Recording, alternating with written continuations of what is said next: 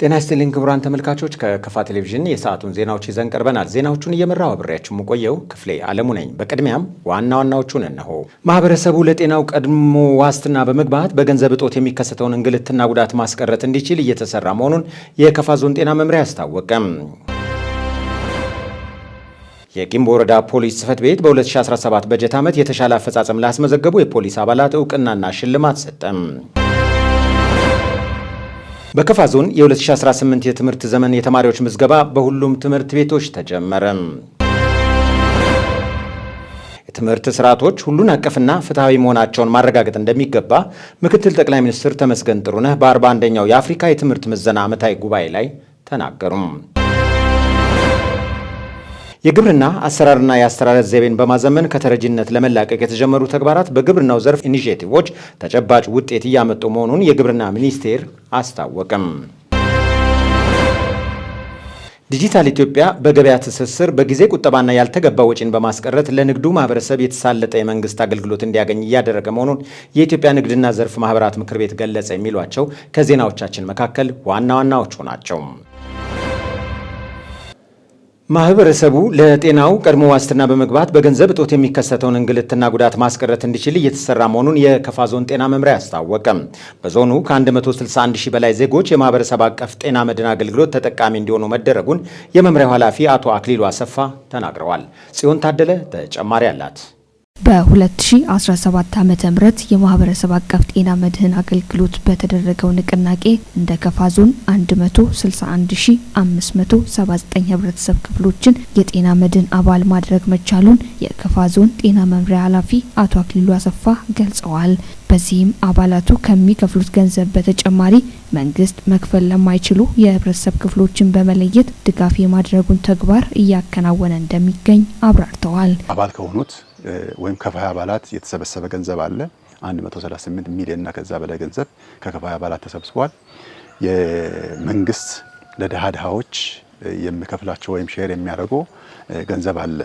ወረዳ መንግስት 30%፣ የዞን መንግስት 30%፣ የክልል መንግስት 40% ለነዚህ ለድሃዎች ሼር የሚያደርጋቸው አሉ። በዚህም የወረዳ መንግስት ወደ 9 ሚሊዮን እና ከዛ በላይ ለድሃዎች ሼር አድርጓል። የዞን መንግስት በሚገርም ሁኔታ ከ100% በላይ 12 ሚሊዮን ነበር የሚጠበቅበት 102% ከሚጠበቅበት ከ12 ሚሊዮን በላይ ገቢ በማድረግ የራሱን ድርሻ ተወጥቷል። የክልል መንግስትም እንደዚህ ወደ 11 ሚሊዮን የሚሆን ገንዘብ ሼር በማድረግ ለድሃዎች እንዲታከሙ አድርጓል። በዚህም አጠቃላይ ወደ 165 ሚሊዮን ከዛ በላይ ገንዘብ መሰብሰብ ችለናል። በዚህ ዓመት ይሄ የተሰበሰበው ገንዘብ ምን መደረግ አለበት? ከዚህ በፊት ሲደረግ የነበረው የጤና መድን አባላት መጥቶ ታክሞ አገልግሎት ካገኙ በኋላ ነው ኦዲት ተደርጎ ክፍያ መፈጸመው። በዚህ ዓመት አግሬሲቭሊ ተሰርቶ መንግስት፣ የክልል መንግስት፣ የዞን መንግስት፣ የወረዳ መንግስት፣ ህዝብ አጠቃላይ ተነቃንቆ የጤና ባለሙያዎች አጠቃላይ ተረባርቦ አመራሩ ቀንና ማታ ሰርቶ ብዙ አባል ማፍራት ተችሏል። በጤና መድን አባልነት ከዚህ ቀደም ይስተዋል የነበረውን የአገልግሎት ክፍተት ለማረም አዲስ የአሰራር ሲስተም ተዘርግቶ እየተሰራ እንደሚገኝ ገልጸዋል። አባል በምናፈራበት ሰዓት ብዙ ማህበረሰባችን ጥያቄ ሲያነሳ የነበረው እኛ አባል መሆን እንችላለን፣ ችግር የለውም፣ 1200 ገንዘብ ሆኖ አይደለም ይሄን እንከፍላለን፣ ግን ተቋማችሁ ላይ አገልግሎት አሰጣጥ ደካማ ነው፣ ተቋማችሁ ላይ ጤና ጣቢያ ወይም ሆስፒታል ላይ መድኃኒት አይኖርም የሚል ቅሬታዎችን አንስቶ ስለነበረ አዲስ አሰራር ዘርግተናል። አዲሱ አሰራር ምንድነው? ካፒቴሽን የሚባለው አሰራር አለ። ይሄ እንግዲህ ባልተለመደ ሁኔታ ደቡብ ምዕራብ ክልል እንዲሁም ከፋ ዞን ሁሉም ጤና ተቋማት ላይ ተግባራዊ የተደረገ ነው። ከዚህ በፊት በሙከራ ደረጃ ጠለ ወረዳ ነበረ። ከደቡብ ምዕራብ ክልል ጠለ ወረዳና ከከፋ ዞን ጠለ ወረዳና ከቤንች ሸኮ ዞን ሼቤንች ወረዳ ብቻ ነበሩ ሙከራ ደረጃ ላይ ነበረው። በዚህ ዓመት ባደረግነው ትግል እስከ ፌደራል ድረስ ጥያቄ አቅርበን ሁሉም ጤና ተቋማት የዚህ አገልግሎት እንዲያገኙ ተደርጎ እድሉ የተሰጠበት ሁኔታ አለ። በዚህም በከፋ ዞን ያሉ 50 ጤና ጣቢያዎች፣ በከፋ ዞን ያሉ 5 የመጀመሪያ ደረጃ ሆስፒታሎች የዚህ እድል ተጠቃሚ እንዲሆኑ ተደርጓል። በጤና መድን ዙሪያ የተጀመረው የአገልግሎት አሰጣጥ ማሻሻያ በመንግስት የጤና ተቋማት ላይ የሚፈለገውን ያህል መድኃኒት ማግኘት ካልተቻለ በተመሳሳይ ዋጋ የአባልነት መታወቂያ በመያዝ ህብረተሰቡ ፈጣን አገልግሎት እንዲያገኝ በጤና ተቋሙ አቅራቢያ ሞዴል ፋርማሲዎች ላይ አገልግሎት እንዲያገኙ የማስቻል ስራ ትኩረት ተሰጥቶ እየተሰራ እንደሚገኝ አስታውቀዋል። ገብረ ጻድቅ ሆስፒታል ላይ ስንመጣ ኢመርጀንሲ ወይም የድንገተኛ ክፍል ፊት ለፊት ያለው ጤና መድን አባላት ብቻ የሚስተናገዱበት ነው። ከፋዮችና ሌሎች አባል ያልሆኑት አካላት ሲመጡ ሞዴል ፋርማሲ ላይ ነው ወጥቶ አገልግሎት የሚያገኙት። በዚህ አጋጣሚ ልነግራችሁ የምፈልገው አዲስ አሰራር አንዱ ይሄ ካፒቴሽን ገንዘብ ለጤና ጣቢያዎች የምናስተላልፈው እንደተጠበቀ ሆኖ ምናልባት በመንግስት ተቋም ላይ ተገዝቶ ከመጣ በኋላ አጋጣሚ ሆኖ ሌሎች መድኃኒቶች ውስጥ ከሌሉ፣ ሆስፒታል ውስጥ ከሌሉ፣ ጤና ጣቢያ ውስጥ ከሌሉ በተመሳሳይ ዋጋ በራሱ አካውንት ላይ ሪቮልቭ የሚያደርገው ተቋም እንዲፈጠር አድርገን ያ ማለት የጤና ተቋሙ ሞዴል የማህበረሰብ ፋርማሲ ተብሎ ይከፈታል። አሁን ገብረጻድቅ ሻው ላይ ፊት ለፊት እንደከፈት ነው ማለት ነው። ጠሎ ወረዳ ኦዳ ሆስፒታል ላይ አጠገቡ ላይ እንደከፈት ነው። ዋቻ ሆስፒታል ላይ ጨና ወረዳ ዋቻ ሆስፒታል ላይ እንደዚህ ከፍተን ጀምረናል። በዚህ አመት ደግሞ አዲዮ ወረዳ ካካ ሆስፒታል ላይ ሽሽንዳ ከተማ አስተዳደር ወይም ሽሽንዳ ከተማ ሽሽንዳ ሆስፒታል ላይ እንደዚሁ ለመክፈት ሌሎች ጤና ጣቢያዎች አሁን ለምሳሌ ቆንዳ ሆስፒታል ላይም ለመክፈት ሌሎች ጤና ጣቢያዎችም ለመክፈት ሁሉ ታቅዷል። ታቅዶ የመድኃኒት ፍላጎትም እየተጠየቀ ያለበት ሁኔታ አለ። ጊምቦ ወረዳ ኦፋ ጤና ጣቢያን በዚህ ለመጀመር ቃል የገቡበት ሁኔታ አለ። ይሄን ቶሎ አስጀምረን ርብርባችን ማህበረሰቡ እንዲገለገል ነው። ቀይ መስቀልንም ግቢ የምናስገባው ውጪ ወጥቶ እንዳይበዘበዝ ነው። አንድ መድኃኒት ተቋም ላይ 25 ብር የሚገዛ ከሆነ በ3 እና በ4 እጥፍ ነው ማህበረሰቡ ወጥቶ በጣም እየተማረረብን ያለውና ሌላ ቦታ በውድ ዋጋ እየገዛ ይሄ እንዳይኖር ብዙ ርብርብ እያደረግን ያለንበት ሁኔታ አለ። ማህበረሰባችን ይሄንን ተረድቶ ተረጋግቶ ግቢ በመኖር ግቢ ባለው መድኃኒት እየተጠቀመ እኛም ደግሞ እየጎደለውን እየተገማገመን እያስተካከልን የምንሄድበት ሁኔታዎች ይኖራሉና ይሄንን ማህበረሰባችን እንገንዘብ እንፈልጋለን። የጊምቦ ወረዳ ፖሊስ ጽሕፈት ቤት በ2017 በጀት ዓመት የተሻለ አፈጻጸም ላስመዘገቡ የፖሊስ አባላት እውቅናና ሽልማት ሰጠም። እውቅናና ሽልማቱ የተሰጣቸው የፖሊስ አባላት የተሰጣቸው ሽልማትና እውቅና ለበለጠ አፈጻጸም የሚያነሳሳቸው መሆኑን ተናግረዋል። አንተነህ ፍቃዱ ተጨማሪ አለው። በጣም ደስታ ነው የተሰማኝ። ዛሬ አልጠበኩም። እኔ ሪፖርት ብቻ አቅርቤ ለመመለስ ነበር የመጣው። በእርግጥ ያው ሰው በስራ ይለካል የሚባለው ዛሬ ነው ያየሁት። በጣም ትልቅ ደስታ ነው የተሰማኝ። ቀጥሎ ያለው ስራዎችን ለመስራት በጣም ያነሳሳል ብዬ ነው የዛሬን የማበረታቻ ሽልማትን የሚያስበው። ባገኘሁት ሽልማት መሰረት አሁን ስጋት ያለባቸውን ቀጠናዎችን በመለየት ህዝብን በማነቃነቅ ሌላ የኔ አባላቶችንም የጸጥታ አካላት ታች ያለው ታጣቂ መዋቅርንም ሌላ አዳዲስ አሁን ፓትሮል ቅኝትና ገለልተኛ አማካሪ ቡድንን በህዝብ ውስጥ በመግባት በማጠናከር ቀጣይ ያለውን የወረዳ ጸጥታ ሁኔታን አስተማማኝ ደረጃ ላይ ለማድረስ ነው እቅድ ይዤ የምነሳው። ሽልማቱን በማግኘቴ በጣም ደስታ ነው የተሰማኝ። ይህ ሽልማት የኔ ብቻ ሳይሆን የህብረተሰቡ ጭምር ነው ብዬ ነው የሚያምነው። ለምን ቢባል ያው ታች ያለው ህብረተሰብ ባይደግፈኝና ወንጀል መከላከል ስራን አብረን ባንሰራ ኖሮ ይህ ሽልማት ላይ አንደርስም ነበረ። ይህ ሽልማት ደግሞ የኔ ብቻ ሳይሆን የጊምቦ ወረዳ ህዝቦች መሆኑን ነው የሚያምነው። እንደገና እንድነሳሳ የሚያደርግ ነገር በመሆኑ ይህ ከዚህ የበለጠ ነገር 2017 ይህን ሽልማት ወስጃለሁ ብዬ ቤት የሚገባበት ሳይሆን 2018 ላይ በእቅዱ መሰረት የጊምቦ ወረዳ ፖሊስ ጽሕፈት ቤት ተቋም ምን ይመስላል የሚለውን እንደ ራሴ ወስጄ ያው የሰራነው ስራዎች ያለው ቢሆንም የቀሩ ስራዎችን ቆጥረን 2018 ላይ ሰርተን ጥሩ ነገር ላይ እንደርሳለን የሚል ነገር ነው አለው። ከዛ ያለፈ ያው ተቋሙ ሲኖር ነው እኛ የምንኖረው፣ ህዝቡ ሲኖር ነው እኛ የምንኖረው። ህዝቡን ለማገልገል ደግሞ በቁርጠኝነት በታማኝነት ሁላችን ተነስተን ከሰራን ከዚህ በላይ ማምጣት ይቻላል። በዞን ደረጃም ደግሞ ወረዳችን ተቋም ሁለተኛ ደረጃ የወጣን እንደኔ አንድ ክፍተት ነው ብዬ የወሰድኩትን ለቅሜ ሰርቼ ነገ ያው ወረዳን ጥሩ ደረጃ ላይ እናደርሳለን የሚል ሀሳብ ነው አለ። ደስ ብሎኛል። አሁን እንደውም ከዚህ በኋላ ሽልማት በጣም ነው ደስ ያለኝ። ከዚህ በኋላ ህዝቦችንም ማገልገል በቀንም ማታም ሳልል በደስታ የጊምቦ ወረዳ ህዝብም አካባቢ ጠብቃለሁ ብዬ ቃል እገባለሁ። ከዚህ በኋላ የጊምቦ ህዝብን ሽልማት በጣም ነው ደስ ያለኝ። ከዚህ በኋላ የበለጠ ስራ እንሰራለሁ ብዬ ቃል እገባለሁ። አመሰግናለሁ የጊምቦ ወረዳ አስተዳደር። ጥራቱን የጠበቀ የመማር ማስተማር ሂደት ለመፍጠር ትኩረት ሰጥቶ መስራት እንደሚገባ የአዲ ወረዳ አስተዳደር አስታወቀም።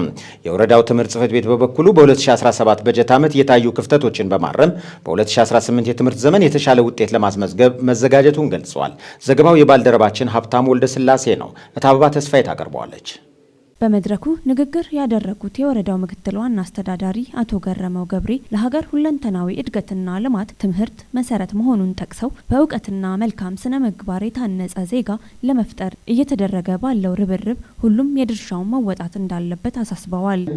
በያዝነው ዓመት በተደረገው የጋራ ጥረትና ትግል ትንሽ የማይባል ውጤት የተመዘገበ ቢሆንም መሻሻሎች ያሉ ቢሆንም ብዙ ትግልና ጥረት የጋራ ትግል የሚፈልጉ ቀሪ ስራዎች እንዳሉ ያሳያል። በሂደትም ትምህርትን በማሻሻል ወይም ለማሻሻል ማነቆ የሆኑ የማናጅመንት አባላት፣ ሱፐርቫይዘሮች፣ ርዕሳነ መምህራንና መምህራን ላይ ጭምር አስተማሪ እርምጃ የተወሰደበት ዓመት መሆኑ ልዩ ያደርገዋል። በዚህም ሂደት በተለይ ለትምህርት ጥራት ጉዳይ የማይደራደር የትምህርት ተቋም መፍጠር በ2018 ልዩ ትኩረት ተደርጎ የሚሰራ አንዱ ዘርፍ ነው ብለን እንወስዳለን። ዋና አስተዳዳሪው አክለውም በ2018 የትምህርት ዘመን በወረዳው በየትምህርት ዘርፍ የተሻለ ውጤት ለማስመዝገብ በቁርጠኝነት እንደሚሰራ ገልጸዋል። በቀጣይ ትኩረት አድርገን መስራት ያለብን ነገር ቢኖር ቅድም የተከበሩ ምክትል አስተዳዳሪ እንዳሉት በዋናነት ከህዝባችን ቁጥር አንጻር በ2018 የህዝባችንን 30% በትምህርት ገበታ የምናሳትፍበት ዓመት ስለሆነ የተማሪ ልየታና ምዝገባ ልዩ ትኩረት ተሰጥቶ ትርጉም ተሰጥቶ የቀጣይ ትልቅ አጀንዳችን ሆኖ ይሰራል። በመሆኑ በዋናነት በ2018 ላይ የቅድመ መደበኛ ህፃናት ትምህርት ላይ ሁሉም ትምህርት ቤቶች በፓርቲ ህብረትና ቤተሰብ ቤቶች ልዩ ልየታ ተደርጎ የመማር ማስተማር ስራ በ73ቱም ትምህርት ቤቶቻችን ይጀመራል። በትምህርት ጥራት ላይ በማተኮር የተማሪዎችን ውጤት ለማሻሻል ከባለድርሻ አካላት ጋር በቅንጅት እንደሚሰራ ተናግረዋል። በሂደትም ሁሉም ትምህርት ቤቶች በ2018 ላይ የህፃናት የተማሪ ምገባ ቅድመ ዝግጅትና ይህን ተልዕኮ የሚወጡበት ዓመት ሆኖ ያልፋል። ስለዚህ በሁሉም ትምህርት ቤቶች ላይ ለተማሪ ምቹ ማራኪ መንደር ትምህርት ቤት ለመፍጠር በኮሪደር መንፈስ ሁሉም ትምህርት ቤቶች በህዝባችን ተሳትፎና ድጋፍ በኮሪደር ይለማሉ። ይህንን ስናቅድ አንደኛ ትልቁ ኃይል፣ ትልቁ አቅማችን፣ ትልቁ ጉልበታችን ህዝባችን እንደሆነ በማመን ነው። ስለዚህ በዋናነት የተከበራችሁ የትምህርት ማናጅመንት አባላትና ባለሙያዎች፣ የትምህርት ሱፐርቫይዘር አመራሮች፣ ርዕሳነ መምህራን ትልቁ ኃላፊነት በእጃችሁ ላይ እንደሆነ ፓርቲያችን ያምናል። ምክንያቱም እኛ የፖለቲካ አመራሮች የውጫዊ ድጋፍ ነው የምንደግፈው። ውስጣዊ ድጋፍ የጓዳ ጉዳይ ለርዕሳነ መምህራን፣ ለሱፐርቫይዘሮች እና ለትምህርት ማናጅመንቶች የሚሰጥ አደራ ነው። የወረዳው ምክትል አስተዳዳሪና የትምህርት ጽህፈት ቤት ኃላፊ አቶ ሀብታሙ አለማየሁ በበኩላቸው እንደ ሀገር ተስተውሎ የነበረውን የትምህርት ስብራት ለመጠገን ከመቼውም ጊዜ ይልቅ በትጋት መሰራት እንዳለበት ተናግረዋል። የትምህርት ልማት የደከመበት ሀገር በየትኛውም ነገር በየትኛውም ጉዞ ወደኋላ ነው። ለዚህ በትምህርት ላይ የሚደረገው ርብርብ በሁላችንም ዘንድ ጠንካራ የሚሆን ከሆነ ተቀናጅተን የምንሰራ ከሆነ የአንድ ሀገሪቱን ትራንስፎርሜሽን እና እድገት አቅጣጫዎችን ማሳደግና ወደፊት ማበልጸግ ይቻላል ማለት ነው። ምክንያቱም እንደምታወቀው የነ ቬትናምን፣ የነ አሜሪካን፣ የነ ቻይናን ታሪክ ወደ ኋላ ተመልሰን በምናጠናበት ጊዜ ዛሬ ላይ በጨረቃ ላይ ወጥቶ የተለያዩ ጥናቶችን ማስኬድ፣ ቤት መስራት፣ አትክልት ማልማት ከምን የመጣ ነው ቢባል በትልቁ በትምህርት ልማት ላይ ያደረጉት ርብርብ እንዲያደርጉ አስችሏቸዋል ማለት ነው። ወደ ሀገራችንን በምንመጣበት ጊዜ ከቅርብ ጊዜ ወዲህ በትምህርት ላይ በተደረጉ ለውጦች አበርታችና በርካታ የሆኑ ለውጦች እየተመዘገቡ መጥተዋል ማለት ይቻላል ማለት ነው። ምክንያቱም የትምህርት ለትውልድ ኢኒሼቲቮች፣ የተማሪ ምገባ፣ ሌሎች በርካታ ነገሮች በአበርታች ሁኔታ በመልካም ነገሮች እየተሻሻሉ እንደመጡ ይታወቃል። ከዚህ ጋር ተያይዞ ወደ ወረዳችንን በምንመጣበት ጊዜ ያሳለፍነውና እየተገባደደ ያለውን የ2017ቱን የትምህርት ዘመንን ትንሽ ልዩ የሚያደርገው ነገር ቢኖር በብዙ ቅንጅትና በብዙ ርብርብ በጋራ ተቀናጅተን መልካም ነገሮችን ያደረግንበት ዓመት እንደሆነ እና ያሳለፍንበት ዓመት እንደሆነ ይታወቃል። የጽህፈት ቤቱ ኃላፊ በትምህርት ዘርፍ የተያዘውን እቅድ ከግብ በማድረስ ስኬታማ አፈጻጸም ለማስመዝገብ የባለድርሻ አካላት ቅንጅትና ተሳትፎ ወሳኝ መሆኑን ገልጸዋል። እንዴት አድርገን ነው በዚህ ዓመት ላይ የተማሪ ማቋረጥን መግታት የሚቻለው? የተማሪዎቻችን ማቋረጥ ከ5000 ብር ተማሪ በላይ አምና ላይ አቋርጦብናል። ይሄ ደግሞ ካለ ተማሪ ቢያንስ ከ10% ተማሪ በላይ ተማሪ ወደ ቤት እንደተሸኘ የሚያሳዩ ነገሮች አሉ ማለት ነው። ሌላኛው አልፎ አንዳንድ ቀበሌዎች ላይ አበርታች የሆኑ ነገሮች እንኳን ቢኖሩ በወቃ አካባቢ ላይ የነበረው ነገር ከጥቂት ትምህርት ቤቶች በላይ አበርታች ነው። ሸራዳ ላይ የነበረው ነገር አበርታች ነው። ቡታ ላይ ያለው ነገር አበርታች ነው። ከጀካታ ላይ የነበረው ነገር መልካም ነገር ነው። በተለይ ትምህርት ቤትን ከመደገፍ አንጻር ግን በብዛት ብዙ ቀበሌዎች አካባቢ ላይ በምናልበት ጊዜ የማህበረተሰቡ ተሳትፎ በጣም ዝቅተኛ ነው የሚለው ነገር ተይዞ ዘንድሮ ላይ እሱን ለመቅረፍ በዚህ መድረክ ላይ በጋራ ወደ መግባባት እንመጣለን የሚለው ነገር በጣም መነሳት አለበት ብዬ አስባለሁ። ከዚህ ውጭ አምና ላይ ካሳለፍናቸው ትልቁ ተግዳሮት የጎልማሳ ትምህርት ነው።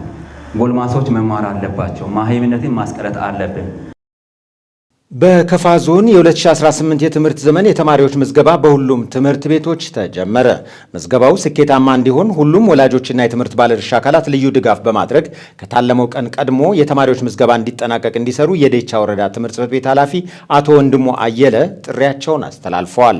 በተመሳሳይ መልኩ ለምዝገባው ስኬታማነት የተማሪ ቤተሰቦች፣ አመራሮች፣ መምህራን፣ ርዕሰ መምህራንና ሱፐርቫይዘሮች እያደረጉ ያሉትን እንቅስቃሴ ማጠናከር እንዳለባቸው የጠሎ ወረዳ ትምህርት ጽሕፈት ቤት አሳስቧል። የደካ ከተማ አስተዳደርም በሁሉም ትምህርት ቤቶች የተማሪዎች ምዝገባ በይፋ አስጀምሯል።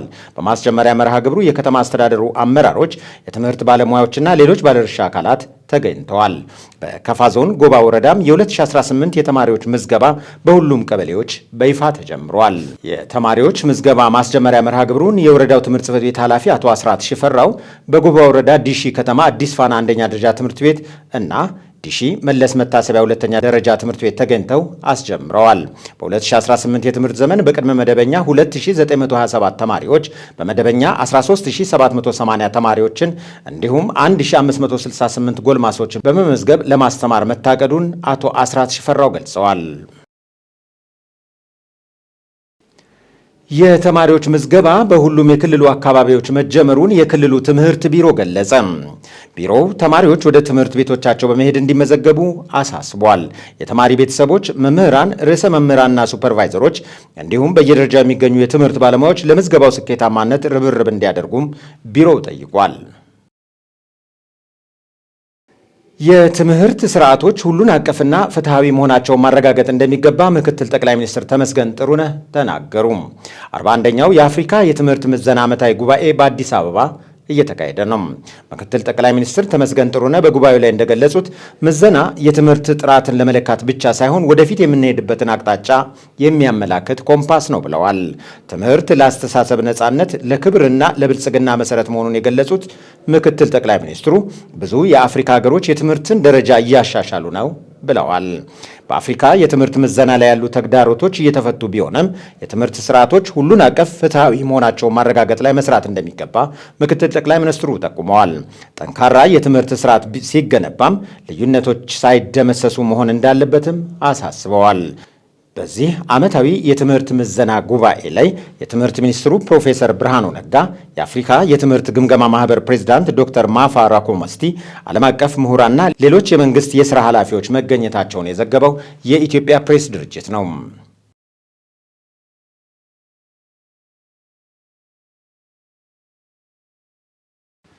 በኢትዮጵያ የትምህርት ምዘና ስርዓት ላይ የተካሄደ ያለው ለውጥ የትምህርት ጥራትን ለማረጋገጥ በጎ ሚና እየተጫወተ መሆኑን የትምህርት ሚኒስትሩ ፕሮፌሰር ብርሃኑ ነጋ ገለጹ።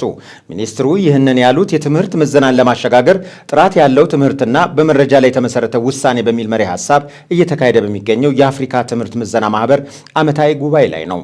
ዘገባው የኢትዮጵያ ዜና አገልግሎት ነው። ቤተልሔም መምሩ ተጨማሪ አላት።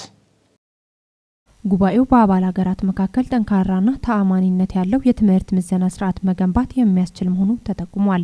በትምህርትና ምዘና ስርዓት ዙሪያ ያሉ እሳቤዎች፣ ቴክኖሎጂዎች፣ ልምዶችና ተሞክሮች የሚቀርቡ ሲሆን በዘርፉ ፍትሐዊ አሰራርን ለማስፈን የሚያስችል ምቹ ቀጠናዊና አህጉራዊ ትስስር መፍጠር የሚያስችል ምክክር እንደሚደረግም ተገልጿል። በምዘናና ፈተና ዓለም አቀፍ ተሳትፎን ማሳደግ፣ በምርምር የታገዘ የትምህርት ምዘና ስርዓት ማስፈን፣ ዘላቂ ትብብር መፍጠር፣ በጋራ መስራት ከጉባኤው ትኩረት መስኮች መካከል ናቸው። የትምህርት ሚኒስትር ፕሮፌሰር ብርሃኑ ነጋ በዚህ ወቅት እንደገለጹት ኢትዮጵያ በሁሉም መስኮች ለውጥ ላይ መሆኗን ተናግረዋል። ኢትዮጵያ አፍሪካን ያቀፈ ለውጥ ለማረጋገጥ በግብርና፣ በኃይል ልማት፣ በመሰረተ ልማትና ትምህርት ዘርፍ ላይ እየሰራች መሆኗን ተናግረዋል። የትምህርት ምዘና ስርዓቱ ላይ እየተካሄደ ያለው ለውጥ የትምህርት ጥራትን ከማረጋገጥ አንጻር በጎ ሚና መጫወቱንም ገልጸዋል። የትምህርት ጥራትን ለማስጠበቅ ምዘና ላይ መስራት እንደሚገባ ጠቁመው መረጃ ላይ የተመሰረተ ውሳኔ መስጠት የትምህርት ምዘናን ለማሻሻል ትልቅ መፍትሄ ነው ብለዋል። በኢትዮጵያ የትምህርት ምዘና ስርዓቱ ላይ የተለያዩ ማሻሻያዎች የተደረጉ መሆናቸውንም አንስተዋል። ዓለም የስልጣኔ ለውጥ ላይ በመሆኑ የአፍሪካን ቀጣይ መዳረሻ ማሰብና መስራት እንደሚገባ ጠቁመው ጥራት ያለው ትምህርት አፍሪካን እንደሚያሻግርም ተናግረዋል። የትምህርት ምዘናና ፈተናዎች አገልግሎት ዋና ዳይሬክተር ዶክተር ሼቱ ከበደ በበኩላቸው የትምህርት ምዘና ለአጠቃላይ ትምህርት ዘርፍ ውጤታማነት አስፈላጊ መሆኑን ገልጸዋል። ስራው ስኬታማ እንዲሆን ቀጣይነት ባለው መልኩ በቅንጅት እንደሚሰራም ገልጸዋል። ጉባኤው ለተከታታይ 5 ቀናት እንደሚቆይ መረጃዎች ያሳያሉ። የግብርና አሰራርና አስተራረስ ዘይቤን በማዘመን ከተረጂነት ለመላቀቅ የተጀመሩ ተግባራት በግብርና ዘርፍ ኢኒሼቲቮች ተጨባጭ ውጤት እያመጡ መሆኑን የግብርና ሚኒስቴር አስታወቀም። የግብርና ዘርፍ የ2017 በጀት ዓመት አፈጻጸም ግምገማና የ2018 ዓ.ም እቅድ ላይ በአዳማ ውይይት ተካሂዷል። ተጨማሪ አለን። የግብርና ሚኒስቴር ሚኒስትሩ አዲሱ አረጋ በዚህ ወቅት እንዳሉት ከተረጂነት ለመላቀቅ የተጀመሩ ተግባራት በግብርናው ዘርፍ ኢኒሼቲቮች ተጨባጭ ውጤት እያመጡ ነው።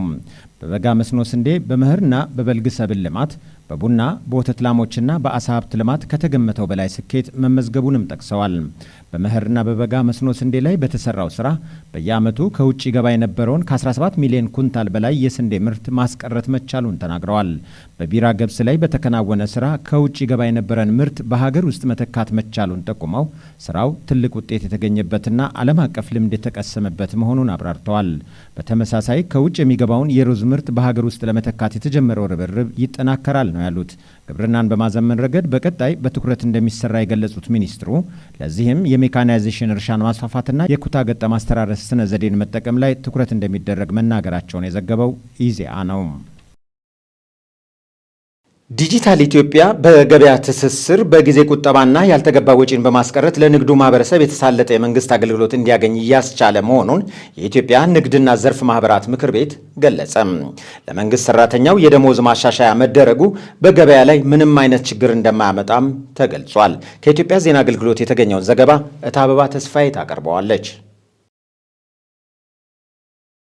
ከኢትዮጵያ ዜና አገልግሎት ጋር ቆይታ ያደረጉት የኢትዮጵያ ንግድና ዘርፍ ማህበራት ምክር ቤት ፕሬዝዳንት ሰብስብ አባፊራ የንግድ ምክር ቤቱ በአዋጅ የተሰጠውን ተግባርና ኃላፊነት መወጣት የሚያስችል ስትራቴጂክ ማሻሻያ መደረጉን አስታውቀዋል። የንግዱ ማህበረሰብ በሀገራዊ አህጉራዊና ዓለም አቀፋዊ የንግድ እንቅስቃሴ ላይ ተወዳዳሪነትን ማሳደግ የሚያስችል ዝግጅት የሚያደርግበትን የማንቃትና የማዘጋጀት ስራ እየተሰራ መሆኑን ተናግረዋል።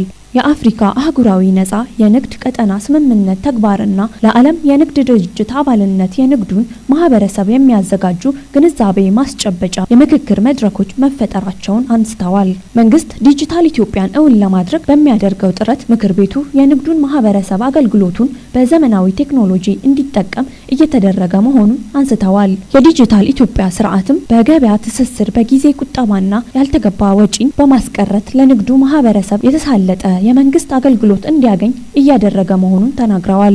የንግድ ጤናማነትና የህግ ተከባሪነት ስርዓትን ለማስቀጠልም ከፌዴራል እስከ ወረዳ ከሚገኙ ባለድርሻ ተቋማትና አካላት ጋር በትብብር እየተሰራ መሆኑን ገልጸዋል። በቴክኖሎጂ የታገዘ ዘመናዊ የንግድ ስርዓት በተፈጠረበት ወቅት ለመንግስት ሰራተኛው የደሞዝ ማሻሻያ መደረጉም በገበያ ላይ ምንም አይነት ችግር አይመጣም ብለዋል። የኢትዮጵያ የምግብ ሉዓላዊነትን ለማረጋገጥ እየተከናወኑ የሚገኙ ስኬታማ ተግባራትም በግብይት ምርት አቅርቦትና ፍላጎት ላይ አዎንታዊ ሚና እየተወጣ መሆኑን አንስተዋል። የመንግስት ሰራተኛን የደሞዝ ማሻሻያ ሰበብ በማድረግ በግብይት ወቅት ምክንያታዊ የዋጋ ጭማሪ የሚያደርጉ አካላት ሊኖሩ እንደሚችሉ ታሳቢ ይደረጋል ብለዋል። የመንግስት ሰራተኛው የደሞዝ ማሻሻያ በግብይት ስርዓቱ ላይ ምንም አይነት ክፍተት የሚፈጠርበት ምክንያት እንደሌለ ተናግረዋል። የንግዱ ማህበረሰብ ከምን ጊዜም በላይ ሸማቾቹ ህዝባቸውን በተገቢ ሁኔታ ጥራት ያለው አገልግሎት መስጠት እንደሚጠበቅበት መልእክት አስተላልፈዋል። ክቡራን ተመልካቾች በእኔ በኩል ለሰዓቱ የያዝኳቸው ዜናዎች የእስካሁኖቹ ነበሩ። ዘሩፋይል ሀብታሙ በስፖርት ዜናዎች ይጠብቃችኋል። በእኔ በኩል ሰላም።